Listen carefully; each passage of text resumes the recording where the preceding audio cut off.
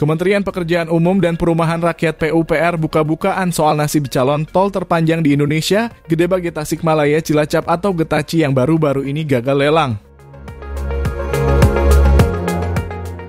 Menurut Menteri PUPR Basuki Hadimuljono, proyek tol tersebut gagal lelang karena Badan Usaha Jalan Tol BUJT peserta prakualifikasi terafiliasi dengan BUJT terdahulu yang telah membatalkan tender. Jadi yang terafiliasi nggak boleh ikut. Getaci yang terafiliasi nggak boleh ikut juga. Kemarin gagal salah satunya kan pesertanya terafiliasi, ujar Basuki di gedung DPR, Senayan, Jakarta Pusat, Kamis kemarin. Hal tersebut juga berlaku pada proyek tol Gilimanuk-Mengui. Proyek tersebut sedang dievaluasi hasil prakualifikasinya. Bila terdapat temuan afiliasi maka gugur. Direktur Jenderal Pembiayaan Infrastruktur Kementerian PUPR Heri Trisaputra Zuna menambahkan tol Getaci akan dipangkas hanya sampai Ciamis. Sementara tol Gilimanuk-Mengui tidak akan mengalami pengurangan ruas.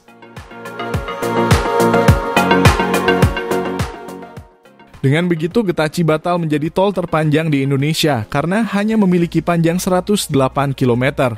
Sebagai informasi, tol Cikopo Palimanan atau Cipali saja membentang sepanjang 116,75 km. Getaci ada pengurangan sampai Ciamis. Nanti sisanya akan kita strukturkan lagi, sebut Heri.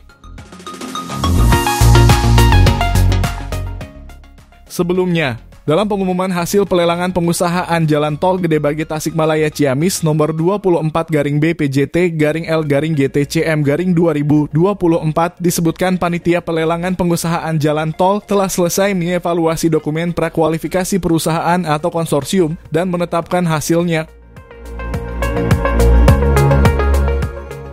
Hasilnya konsorsium PT Trans Persada Sejahtera PT Wiranusantara Bumi dan konsorsium PT Daya Mulia Turangga PT China State Construction Overseas Development Shanghai dinyatakan tidak lulus prakualifikasi.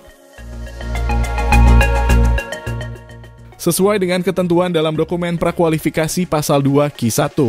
Peserta prakualifikasi yang keberatan atas penetapan hasil prakualifikasi dapat mengajukan sanggahan secara tertulis selambat-lambatnya 5 hari kerja setelah tanggal pengumuman prakualifikasi. Bunyi pengumuman tersebut.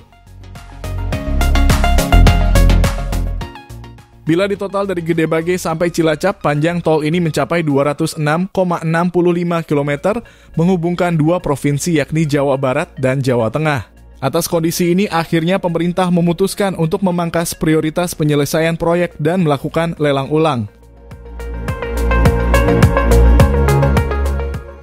Dengan dipangkasnya prioritas penyelesaian proyek ini, panjang penyelesaian proyek pun berkurang dari panjang totalnya hingga Cilacap 206,65 km, jadi hanya 108 km sampai Ciamis.